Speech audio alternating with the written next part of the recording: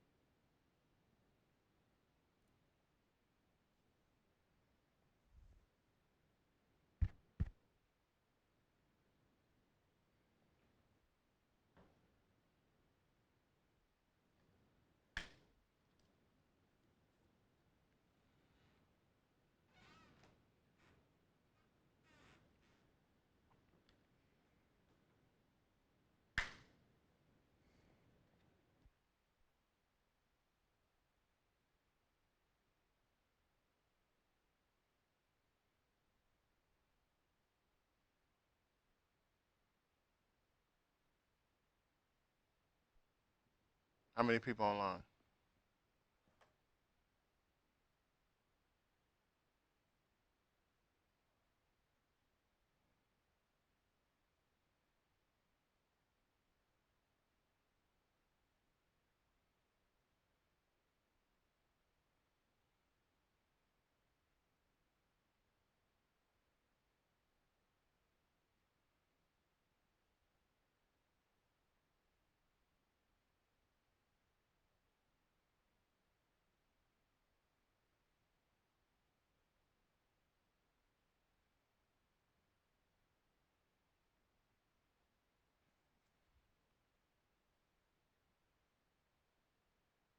Okay, this is question and answer.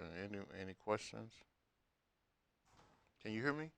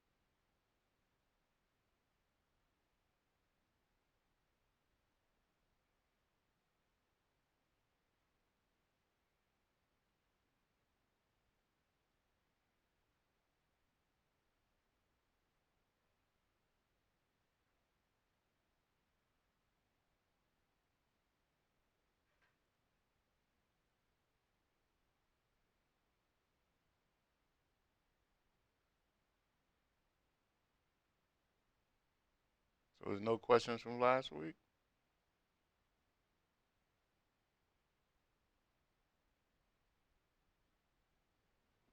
Huh?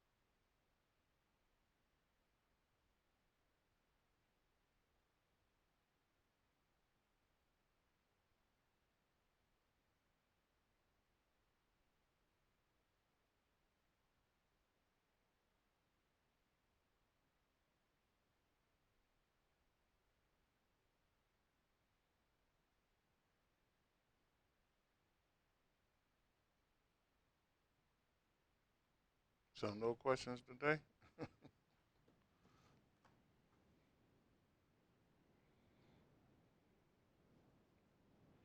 No discussion or anything?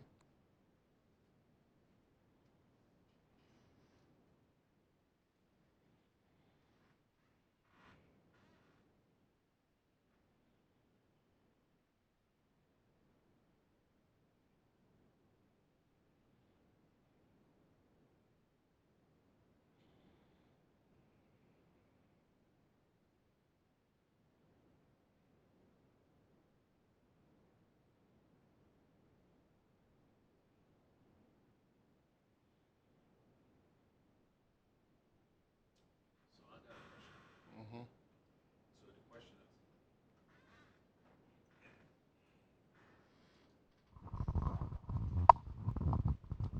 So You turned it on? so the question pertains to bringing a thought form back into your bringing a thought form back inside instead of having to linger outside. Mm-hmm. So if that thought form, let's say you thought a bad thought, a thought that you shouldn't have thought, Mm-hmm. and it just happened to be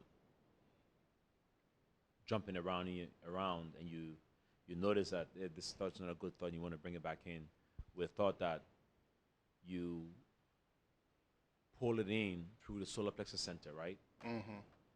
So do you grab that thought as a in its form and then hold it with your mystic hand and then pull it through the solar plexus center? Is that what? Yeah, yeah. It's best to do that when the thought when you first have the thought, Okay. because at that point you're highly attached to the thought. So when you first have a thought, you should train yourself to immediate a negative thought that can spring into something else. You should your immediate reaction to that thought should be to pull that thought back into the solar plexus, bring down a white light to transmute it, or a violet colored light to transmute it, uh, and and and reuse the energy for something better. Now, if you let the thought linger for a minute or two or hours, it'll be hard to pull that thought back in. I mean, you could try, but by then that thought form, it grows and it morphs and modifies into something more than what it originally was. That's why you're supposed to immediately pull it back in. You know, that's one of the reasons. So you have to train yourself when you have a negative thought to immediately pull it back into you, transmute it into something else. You know, don't let it linger. If it lingers, is it goes out there and it just takes on more and more and more and more and morph into something else. You know, you could see something that like, let's say you have a crack in the wall, and that crack does what? Or in a piece of glass, it does what? It expands more and more, and it gets to a point where it can't be contained right away. If once you had that crack, if you was to go and do something with it, you can stop it. You know, if in the case of a wall, you can apply some type of adhesive and sealer to mend that so that it doesn't grow, it doesn't expand. In the case of a glass, you can apply some type of epoxy or something and keep it from cracking more. But if you just let it go, it's gonna it's gonna grow into something bigger and bigger and bigger until you have a problem. You know. So it's the same thing with your aura and the thoughts that you release in your aura. They morph into something else. You know, uh, from the term psychosomatic. You know, things start on a mental plane and move to a physical plane. You know. But if the thought is a good thought, then you do want it to Yeah, linger you on. want it to go, but if it's a negative thought, you want to bring it back in. You want to try to transmute it so that it can start back over on a good pathway, not on the bad.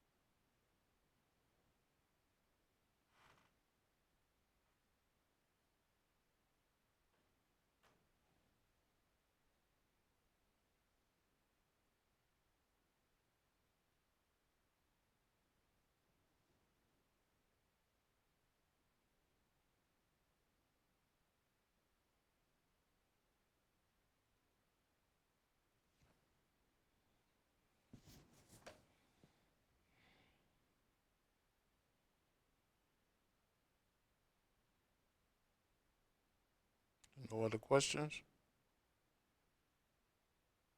It could be on anything, anything on the metaphysical subject.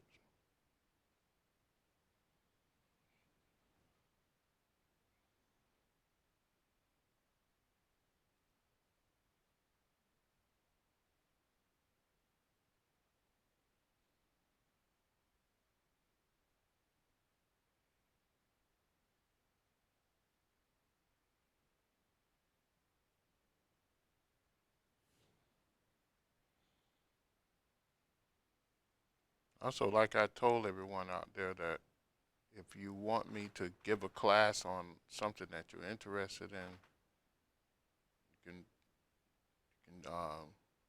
email us, or you can even state it here, some of the stuff that you might be interested in hearing about in the future, so that we can set the schedule of classes for this year.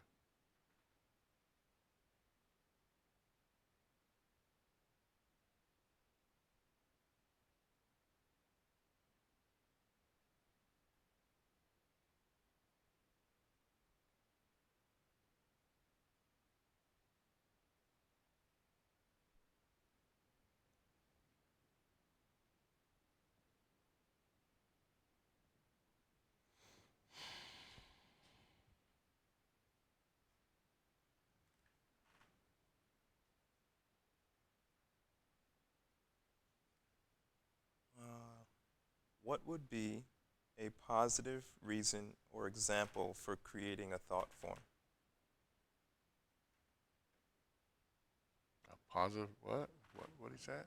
What would be a positive reason or example for creating a thought form? I mean, we create thought forms every time we think.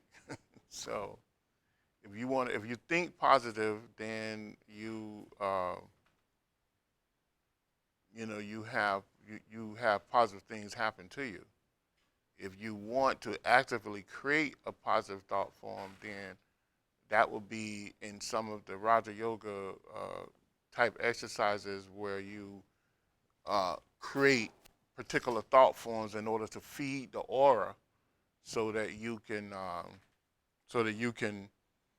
can gain a particular power or strength over a particular position, place, or thing.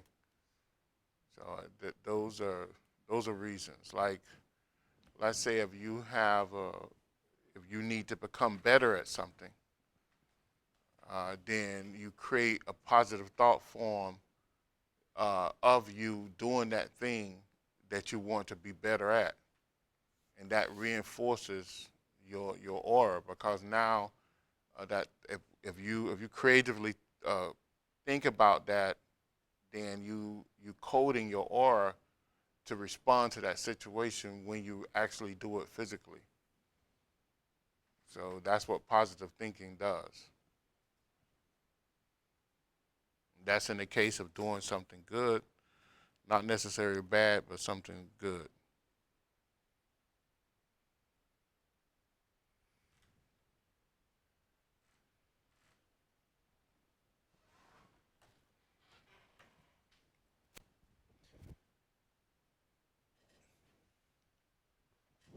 Last week you touched on pyramid shapes and geometric designs that enhance energetic fields. Would that be a class you might expound on?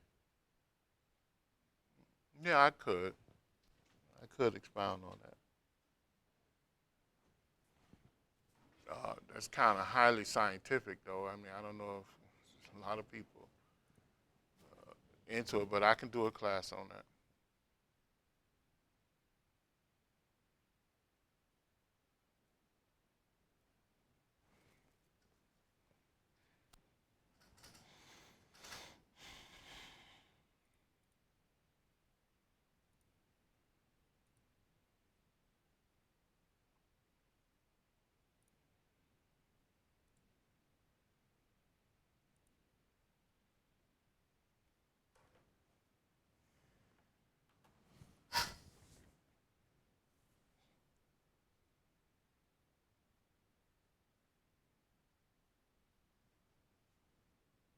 Is it possible, hold on, let's see is it possible to lead two separate independent lives between this realm and another realm? What do you mean? Like, like during your sleep state, when you're projected and interacting in the realm, could you have a completely different life? Explain. I mean, like doing a mission on the other side. I mean, yeah, aside from a mission, I understand a mission, but like Mm. different sets of family, people you interact with. I'm sure it's possible, but most people they're led by their consciousness, their conscious feelings, and so you won't see that happen unless they have evolved to a point where they they can consciously move between the two realms. Then they may be carrying on a particular job there at the same time doing a job here, or they can be a person can be entranced to do something different than what they normally do here. Mm-hmm. You know, so that's happened many a times where I don't know some entity or musician of evil will have them to will entrance them because of their special abilities or powers Mm-hmm. to carry out a particular task for them on the other side because they're totally unaware of of the different realms, you know. Uh, but normally, your personality right now is your personality, you know. So you usually go down those lines. Could you be involved or have a relationship with someone on the astral plane but never interact with them on this plane? Um, it's possible, but it's highly unlikely, Mm-hmm. unless that person is somebody from a different uh, life form, from your past life or something, Mm-hmm. and you never broke the ties with them, or someone that's from this life that maybe passed on. You know, Mm-hmm. that's possible. I mean, many mediums claim to have relationships with people that they had relationships for in previous lives, but they didn't have a relationship with them in this physical life, but Mm-hmm. maybe on the astrophysical life, but not this physical life. This current physical life. So that's possible. Mm-hmm. So, I mean, I seen that happen.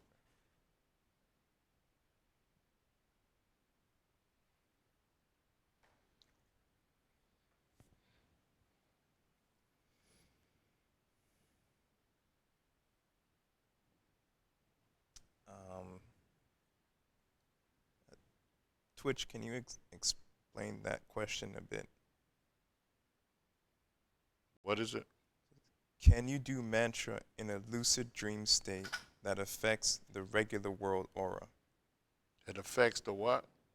The regular world, I guess, can you do mantra in a lucid dream state that has effects on your regular or on your physical body?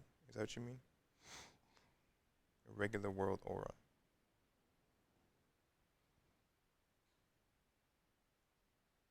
The real mystics try to stay away from a lucid dream state.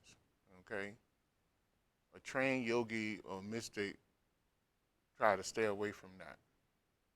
All right, so now what a mystic will do in the beginning of their training, they will do uh, affirmations and mantras in the physical state just before they go to bed.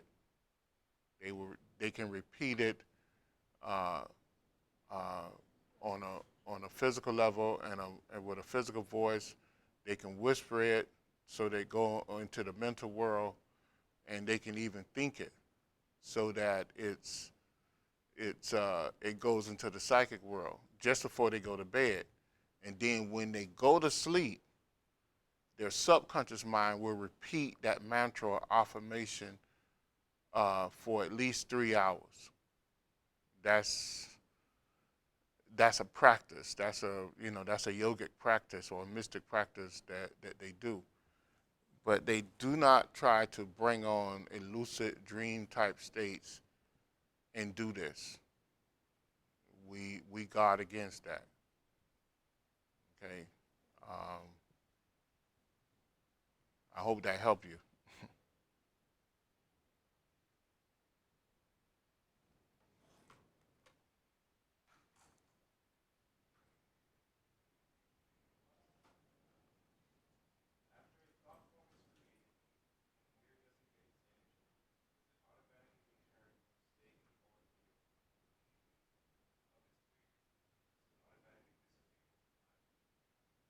Thought form, it depends on the energy that the thought form was manifested uh, with, depending on how strong that thought form are and how far reaching that thought form can become.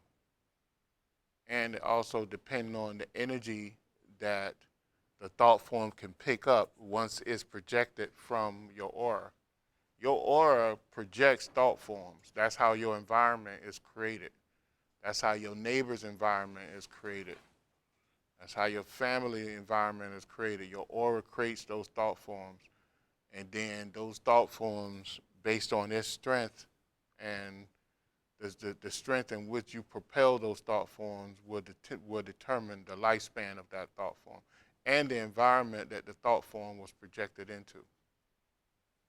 The thought form feed off of you and feed off of environment.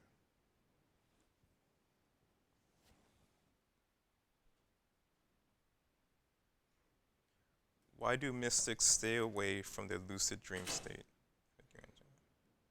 Mystics choose to stay in control of their consciousness.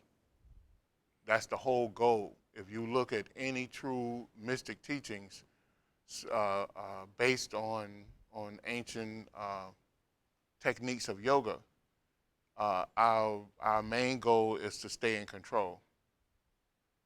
You know, in fact, when you look at the 8 limbs of yoga, the first thing is yama, which means control. The second thing is niyama, which means to control this thing in the light of God knowledge or karma. You know, when a master become a devata, it's because that master strictly abides by the laws of karma. They do not do any action outside of the law of karma. That means they have reached probably a cosmic conscious type state of awareness. So the whole thing is to become conscious. And when you become conscious of several realms of existence at once. So you do not placate to the lucid dream state because you take control over your subconscious mind. And you live in the superconscious mind. So you have control over the subconscious mind and the conscious mind and the superconscious mind because you eventually move into the supraconscious mind state. So that's why.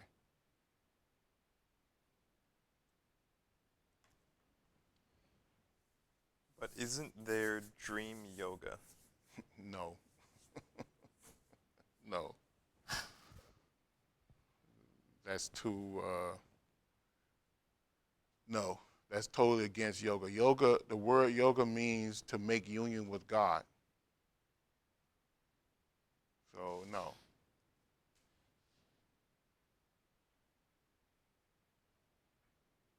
Would you explain the supra and super conscious? Supra, there's several states of mind. There's a supra state of consciousness, which is closer to the soul level of existence, because the soul is above consciousness. And then you have super conscious that the supraconscious works through. And then you have the subconscious mind that guides and work with the conscious mind in order to take care of functions of the conscious mind. Because once the consciousness involve itself, then it needs a operating system on that basic conscious level. So the superconscious mind creates the subconscious mind in order to act as an operating system that the conscious mind is really not aware of. Now, of course, the main operating system of all consciousness is the soul. And then the soul uses the spirit, which is the divine spark of God, as its background. But right now, our background in the manifested world is the soul. So that's how, that's how it actually works. So you have in most mystic teachings you will hear in the basic mystic teaching you will hear about superconscious, subconscious, and conscious. But there's actually a supraconscious level that act as the background for the superconscious, subconscious, and conscious.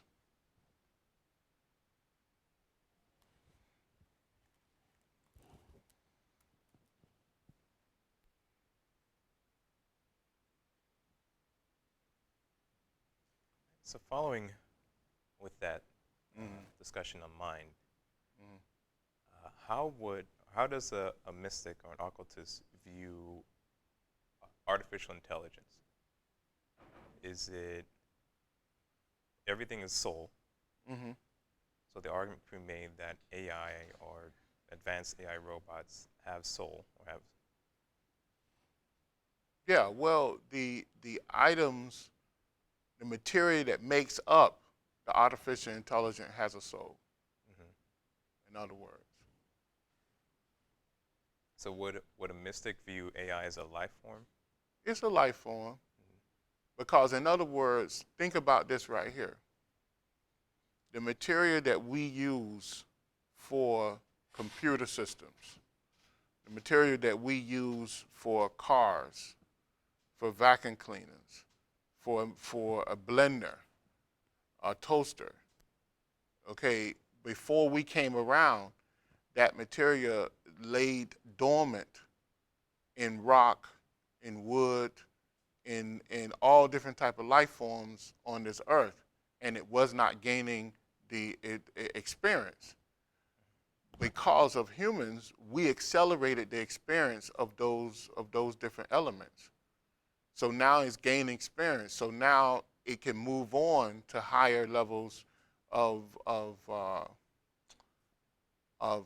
mind, higher qualities of the gonads. You know. Mm-hmm. So now instead of it being in a dark, dormant state, right, of tamas, it can move to rajas and then eventually a sattvic state. See, so that's what you're supposed to do around you. You're supposed to work within this mind belt in order to raise the vibrations of everything around you. So now, the problem with how we raise the vibrations in this and in humanity as we do it now is that it's very selfish. We do these things in order to free up our time, but what do we do with our time? Wasted still. Huh? Wasted doing leisure. We waste it doing leisure Self-serving things. activities. We serving ourselves instead of serving the greater humanity. So we help these lower life forms to advance themselves, but at the same time, we don't take advantage of of that whole advancement. You know, so that's one of the problems. But yes, the individual items is a soul. It has a soul, and then when they come together, they have a collective soul too. So the same way we have a collective soul, as we move on in our reincarnation, before we ascend from this earth, we will probably amalgamate with our twin souls, because some of us have multiple twin souls. And then once we get to the ascendant level and we have to leave this planet, we will merge with additional twin souls on other planets or other realms of existence on other planets. So this collective consciousness keeps expanding. The same way this earth itself is a combination. The logos of this earth is a combination of many, many, many, many twin souls that have came together in order to form the logos of this earth. So yes, that will continue to happen. So everything in life has a soul. Everything. I know some people say that it don't, but that's crazy to think that it don't.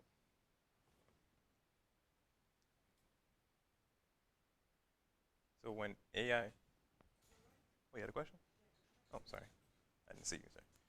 So when AI reaches the point of human intelligence, which some argue it already has or surpassed, does it begin? Okay, my question. So we understand from how you've taught us the mystic makeup of the constitution of man, with the chakras and mind energy and everything like that, and an aura. Would AI evolve in a similar way, or would it? I don't know. I have no idea on math. It depends on the law of karma. It have to follow a certain pattern in order to gain certain experiences. And the experiences are so enormous, we don't know what pattern it will follow. We know that it have to come into a particular life form and have to move through the logos of that planet in order to, in a particular way, in order to gain a viable experience and to have that connection. In other words, the Kundalini from our body comes from the logos of this earth.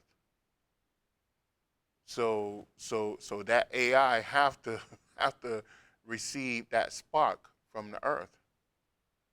Not only the spark, but the necessary. Well, you can't have the spark without having the sound. Your chakras are made up of what? Bits of sound, right? So this supreme soundless sound that pull together this tremendous energy that will propel you through the evolution of this particular planet and many other planets to come. So that's something that, and that's been written for hundreds, thousands of years. It's been written down that way, you know. So that's something that I don't think that the AI could just evolve right into human because it's not human. Hmm. But it could be intelligence, but it's not a human intelligence, you know. So I think it have to go through human intelligence because it's an extension of human intelligence. I would say that, Hmm. but it's not human intelligence as it is, you know. So just so its AI as it evolves, its karma or that entity's karma is collectively attached to our own, Yeah, or it's part of our karma. It's an extension of the human race. It's an extension of those people who helped develop that, you know, and then everyone who gave input to it. But it's not human intelligence. It's just an extension of human intelligence. So it would have the same karmic limitations or more that Yeah, we have. yeah. I mean, anything in Like a sequence. car would have the same Yeah, limitations. anything in sequence. I mean, you see the car. The car needs to drink, eat, and all those things. So it's totally related to us, you know. Uh, so anything in sequence. Uh, when you follow the law, you can animate things. Hmm. As simple as that. Is there any other questions? See if there's questions online too. Yeah, there's a list. Kind of to build off of that, I was thinking how we are here evolving with other beings like animals Hmm. and the plants, and they are ruled by divas, right? Hmm. So Not ruled by, but assisted but by. that's their instincts are kind of helped Yeah, by the assisted divas. by. Yeah. Okay, so our wrong thoughts and actions feed into the divas, right? The divas use that as energy.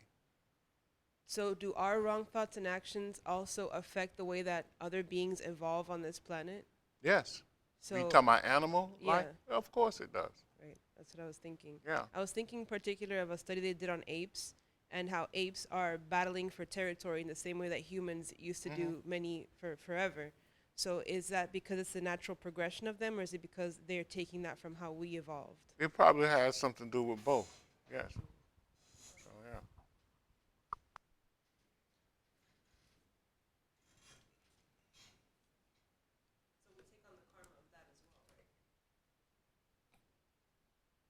Yeah, we do.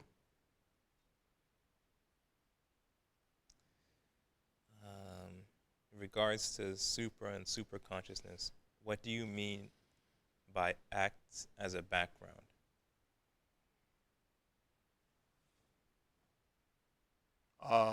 Because in if you have a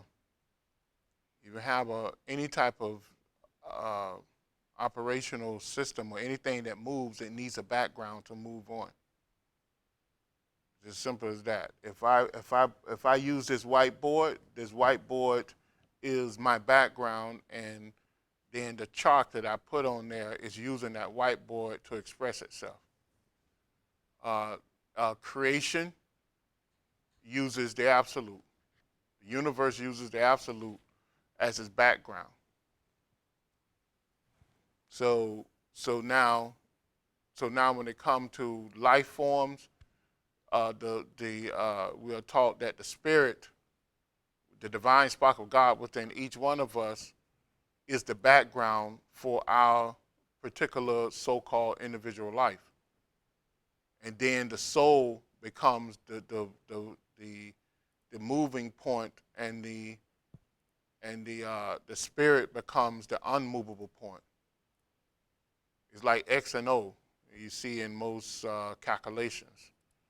You have something that stands firm and then something that moves. The X stands firm, the O moves. So that's what I mean by the background. The soul moves out so far, and then it centralizes itself and it becomes a background for involution and evolution, because it have to involve itself. Any other question? Yeah, this is pertaining to the dream yoga question. They put a quote here from the Dalai Lama. In order to train in the path that would allow us to transform death, the immediate state, and rebirth, we have to practice on 3 occasions: during the walking state, during the sleeping state. I guess they're asking, is that dream yoga, No, practicing it's during the not. sleeping state? Not. It's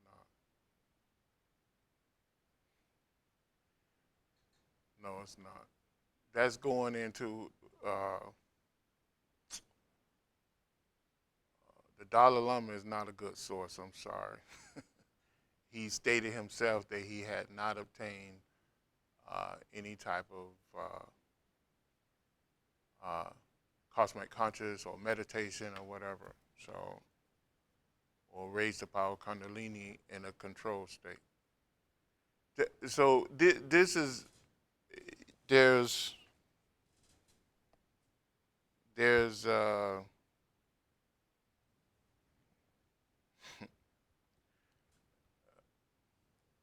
there's people people get this messed up where they talk about the waking state, the sleep state, and the dream state, and uh, um, that's in basic yoga or Hindu thing, but it's not the dream state that you think. Right now, you're talking to me, you're typing and talking to me, and you're still in a dream state because you are totally unaware of your consciousness and the power of your consciousness. You're also in an awakened state, and you're also in a sleep state.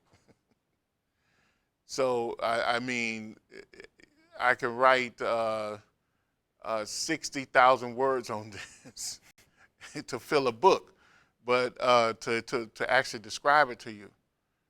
But what the ancient teachings that he was referring to, but I don't know, I can't really say, because you have to look at the full contents of what he was saying and where you got that from.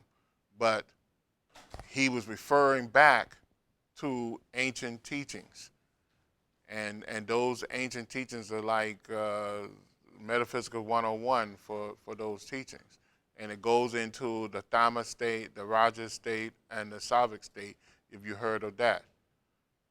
So that's that's the basis of that. I mean, you have to really study those things in order to understand it.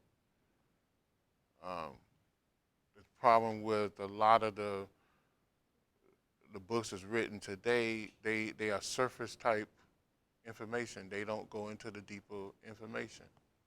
But the deeper information is out there. You just got to search for it. Any other questions?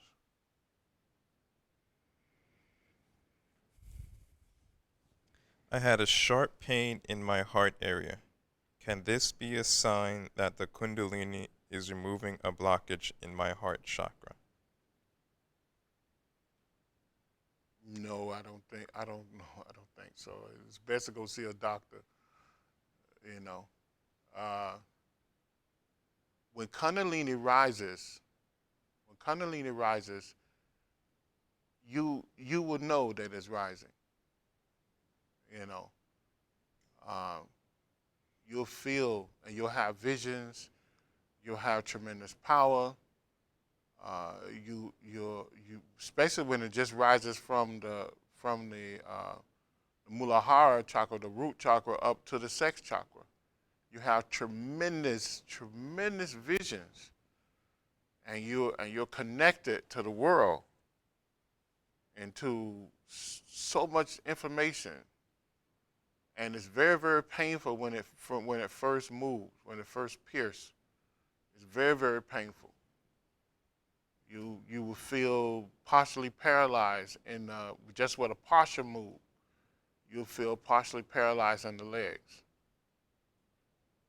And when it fully opens up, you know you're in a state you cannot move. You're in this state with tremendous vision, tremendous temptation, because the Kundalini fire begins to accentuate the negative uh,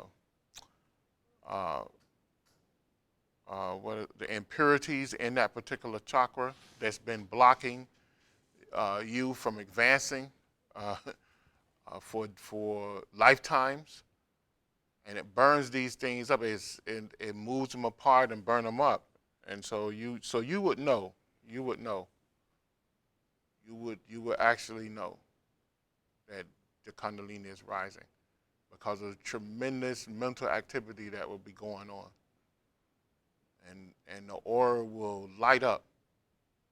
You'll see many things. You'll be able to sit in one place and see the whole city around you at once and be aware of all the life forms there. So just at that state, so you would know.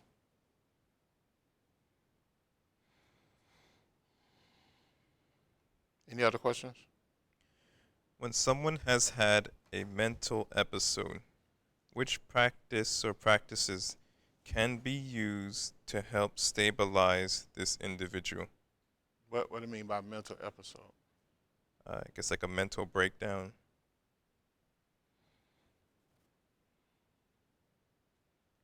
Is several practices. I think I gave that in the past. Uh, the brain stimulation practice.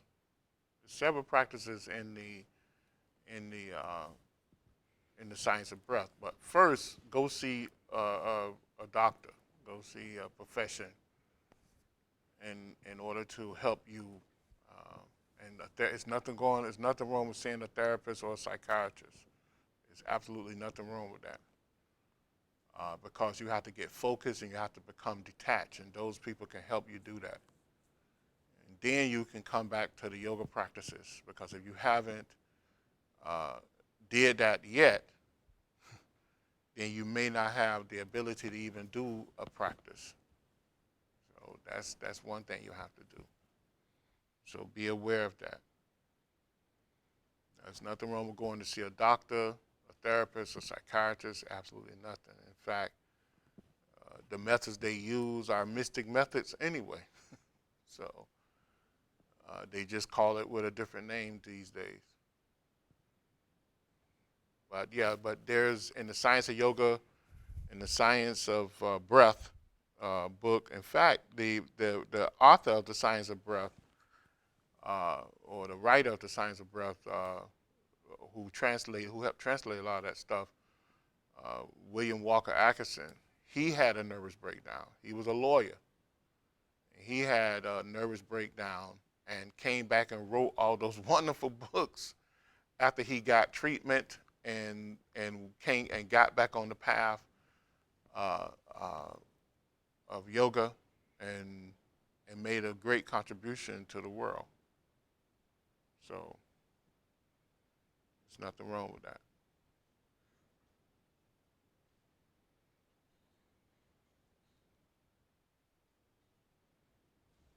Any other? Not yet.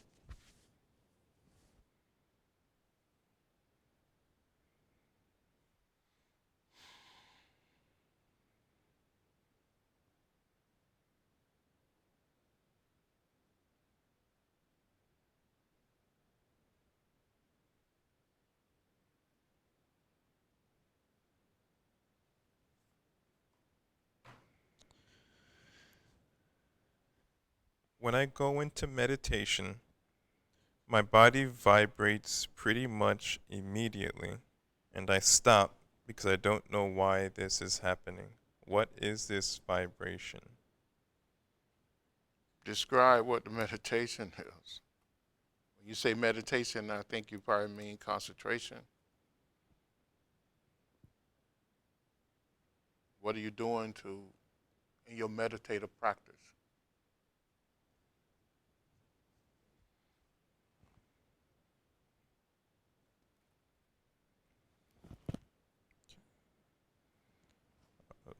Different, a different question. This is a different person though.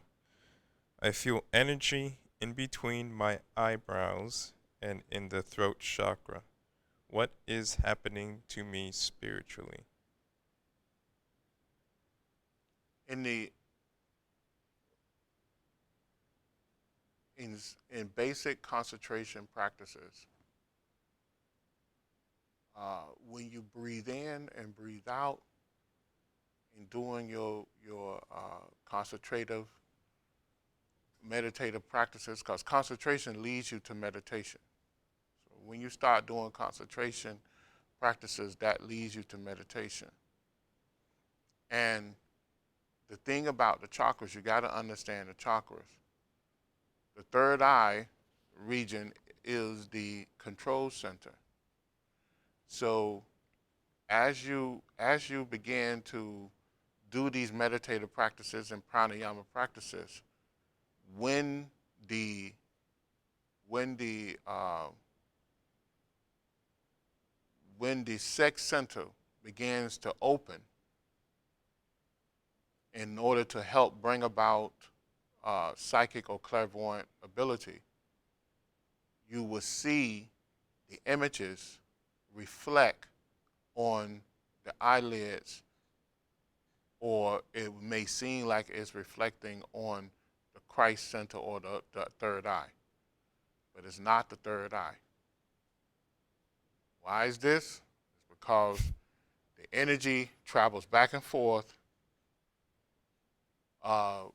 from the base of the spine up to the third eye for its commands. All right. So a lot of times when we first begin to see visions or sense things, we immediately see them in the eyes and the forehead, and it's only a reflection from the lower chakras. Because once the Christ chakra opens, there will be no questions whatsoever. You will know, and things will be so clear and so precise to you, to a point where you will not be able to explain it to the rest of the world. It would take you many, many months, years, or lifetimes to be the rest of the world, unfortunately. So when you do have these feelings, it's just a reflection from the lower chakras. And that means that you might be beginning to experience some type of psychic or clairvoyant abilities, where the astral, what I call the astral, and the physical senses begin to merge, and now you can begin to see psychically. Hear psychically, smell psychically, touch psychically. That's what happens when that happens. Any other questions? Okay. This is an expansion on the question about the vibrating when they go into meditation. He said, I start with the bow. I start with the bow and begin mantra repetition. So I guess I'm not even in mantra, but I'm on my way there. So I guess when they're doing mantra japa, they feel their bodies start to vibrate. Oh, okay, so that makes sense. When you chant mantra, what happens is the aura begins to spin, and when the aura spins, the molecules of your aura, because the aura have molecules the same way your body do, your physical body do, and your astral body do. It has the auric. You have this auric field, this egg-shaped auric field that all of us live in, and those molecules begin to rub against themselves. When they begin to rub against themselves, and when they begin to actually spin, if you sense it enough, you will feel a vibration of the aura spinning, and that's what you're feeling, especially when you do mantra intensely. You'll begin to feel that aura spin, and later on you'll begin to feel an itchy feeling almost, where the hairs of the skin stand up, or and where you feel like you want to start scratching and itching all over. Feel like something's crawling all over your skin. So you have to get through those sensations in order to move on to the higher levels of japa, of mantra repetition.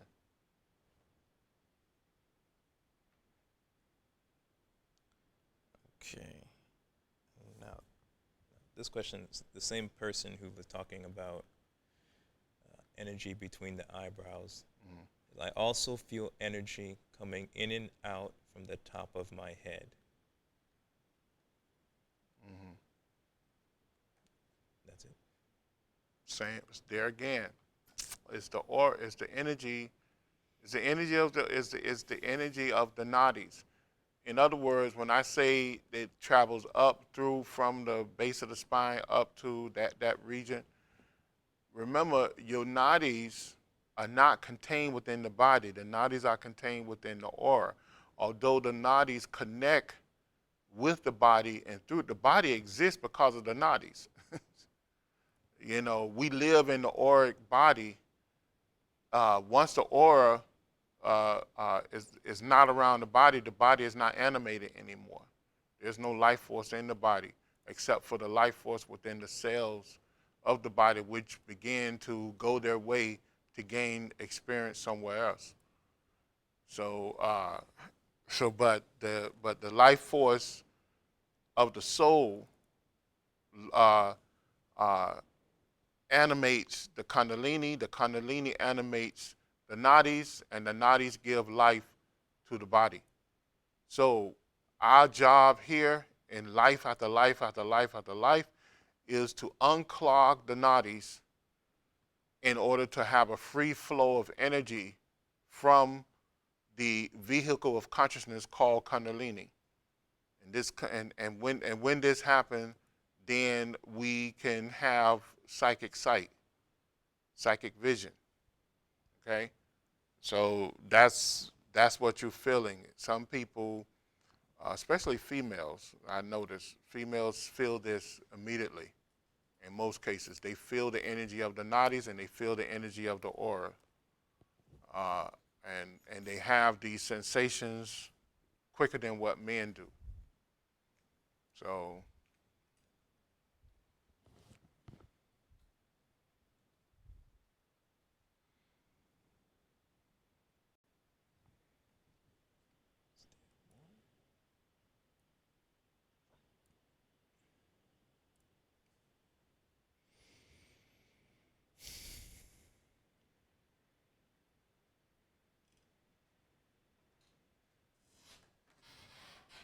any other questions?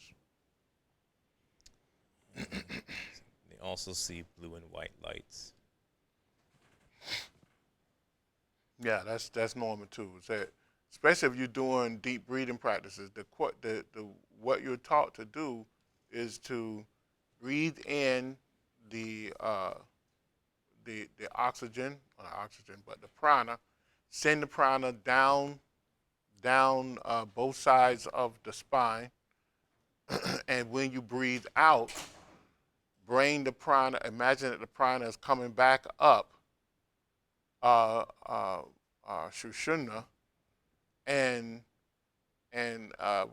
what it really is do is gonna travel up along Shushumna, and you bring it out, and you imagine that it's coming out 6 inches in front of the forehead. That's your concentration doing pranayama. Now, what would this do? After a while, you'll begin to see a control white light. Right now, if you're not doing that, you see the buildup of the white light in the aura, and you see these flashes. But what you should do in the prana, in the intake of air of prana, bring it down both sides of the spine. With the outtake, bring it back up, and imagine that it's exiting the third eye 6 inches in front of the third eye, and it stops there.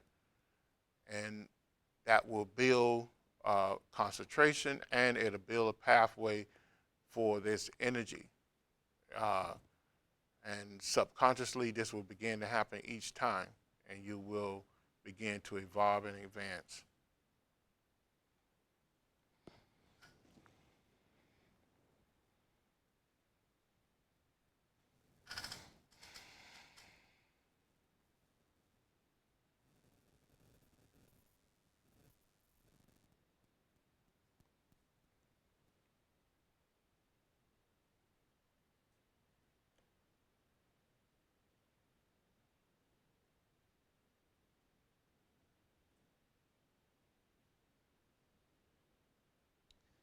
Okay, another question. Mm. They say they don't want psychic abilities.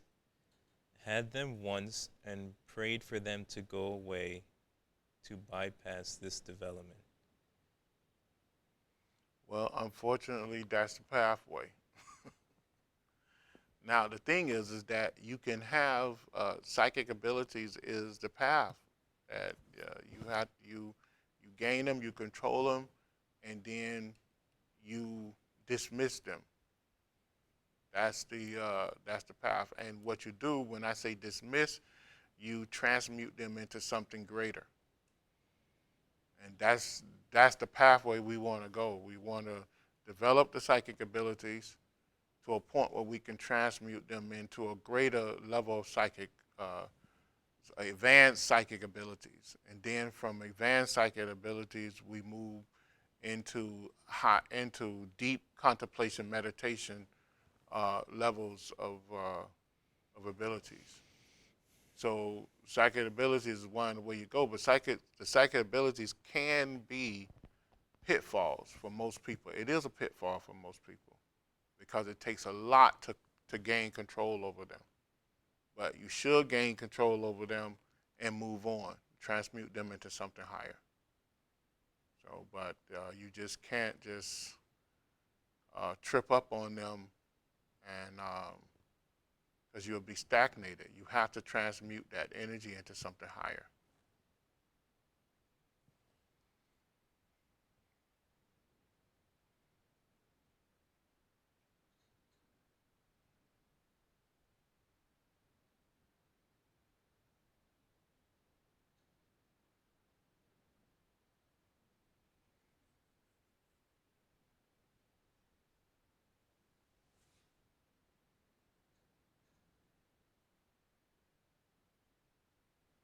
What's an example of a basic versus an advanced psychic ability? Mm, there's many examples. Basic clairvoyance is seeing what a person ate yesterday for their breakfast when you was 1,000 miles away. Mm-hmm. Basic clairvoyance could be reading someone's mind. It can be sniffing out a lie, a deceit. That's basic. Mm-hmm. Advanced clairvoyance is being able to uh, walk into a place and know who's there and whoever been there in the last 100 days or 100 years. Advanced clairvoyance is being able to know uh, the the aura of a whole city and know precisely what's going to happen and what needs to happen in order to move that city along.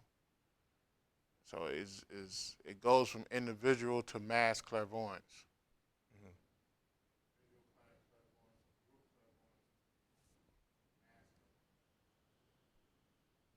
All right. So that's the difference. All right. Mm-hmm. That's one of the differences. There's many more differences.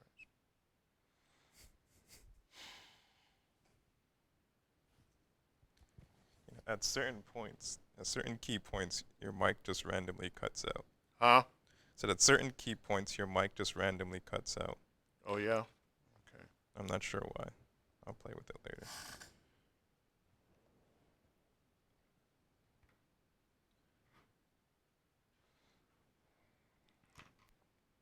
Any other questions? Nothing so far.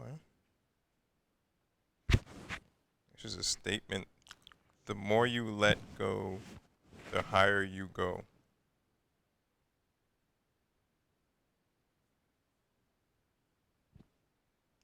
What they're referring to, the clairvoyance, the psychic abilities? I think when you were talking about, yeah, developing it in Yeah. the psychic Let go, abilities yeah, of it. let go in the sense where you transmute it into something higher. You take that energy that was producing that and take it to a higher level. Because you don't become complacent with it, you know. You don't become selfish with it. Because you're higher, the higher you go, the more service you want to give to humanity.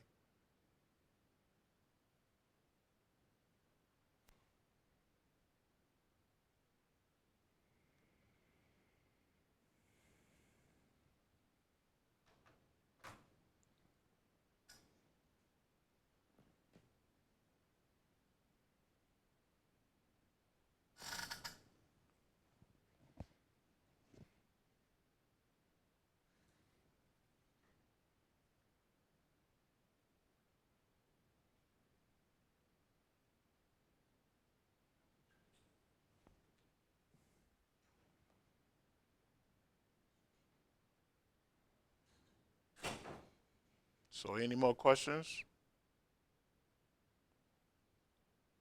How long we been here so far?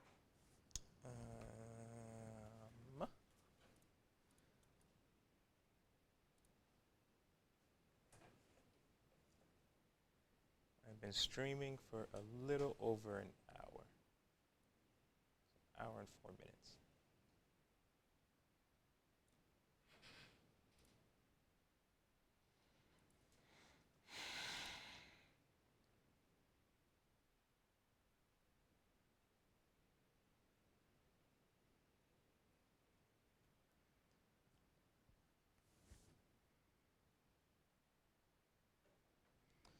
I have a question.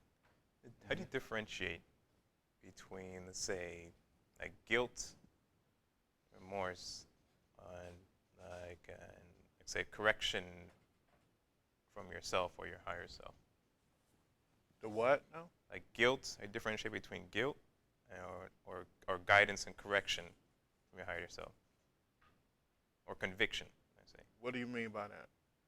Like you're not doing what you should be doing, and so it's either being convicted about it within yourself or being guilty, feeling guilty about it. Like, how do you differentiate between two? And if it's coming from your higher self or from a different place? I don't know. I mean, it's probably comes from your basic self. Mm-hmm. You know. Remember, we're connected to the higher self, so we know what we should be doing, but do we do it? That's Mm-hmm. the question. You know, we put so many roadblocks in our way, and we tend to the need of things that don't really need our attention, and that's what perpetuate our karma. You know, whether it's negative or good karma. Mm-hmm. You know, that sends us in these circles because the whole thing that whatever you start, you must finish. You know, that's a comic thing. Mm-hmm. You know, so we find ourselves, you know, running in a circle, trying to finish those things, those little things that we started, because we just wanted to start it. Mm-hmm. You know, so the higher self knows exactly what you need to do, and the higher self will point that out to you, and it's edged in you. There's nothing you can do about it. You may not want to think about it, but it's always in the back of your mind. You know, it doesn't. The higher self it don't need to repeat it over and over and over and over. Doesn't need to do that. That's you repeating it over and over and over because it's so strongly placed there that it's there.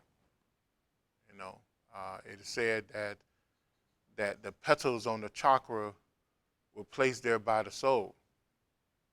You know, and and it is the petals on the chakra where the vehicle of consciousness called Kundalini releases the natis, and the natis go directly to those petals and thread itself through those petals in order to do what?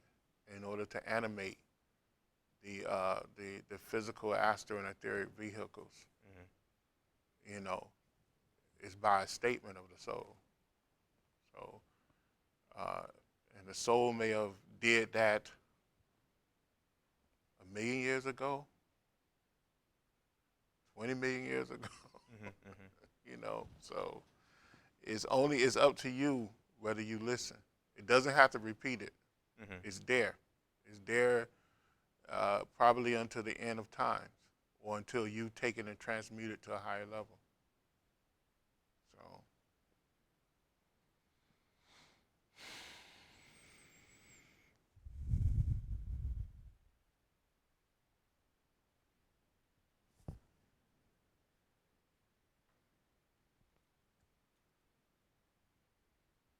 I think that's it. so it's 2:00. So I think we can close out with a prayer, I guess, if no one had no other questions. Wait, something just snapped.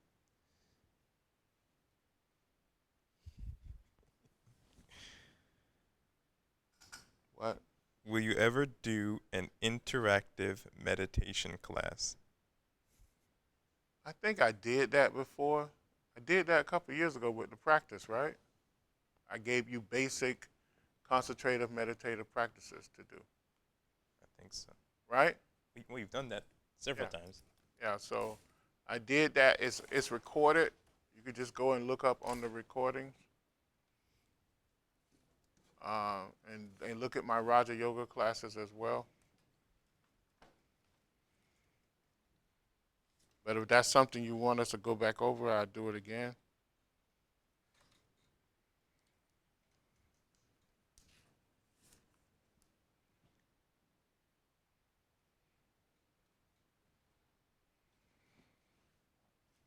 Like I said, everybody can write in the classes you want us to talk about. If it's within our spectrum of teachings, I'll put a class up on it. We're going to close out with a prayer now.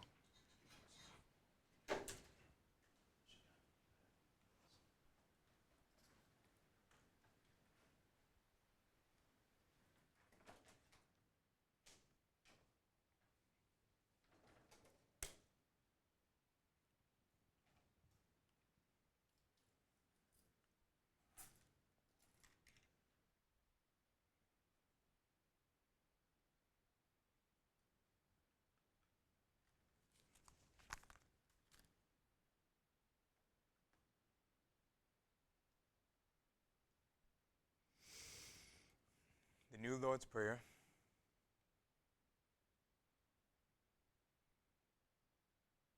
O divine and wondrous Spirit, O everlasting Lord of hosts, send forth now through me thy great and lasting power. Allow me, Almighty God, the lasting privilege of radiating to all the world thy great love, so that those who suffer may be given the power and energy to rise above their weaknesses. Almighty God, in great humility do I ask you to send forth your power, to give to me this great lasting privilege of being a channel, so that my suffering brothers may be helped and guided and healed and lifted into thy light, so that they who know not may look up and in doing so receive to their higher selves your divine counsel. Almighty God, this day have you granted me a divine privilege. I ask you now to give to me the strength so that never again will I turn from my inner vision of you. O great peace, great peace, great peace. In praise of your greatness, O God, doth my soul sing, granted energy to sing on forever and forever.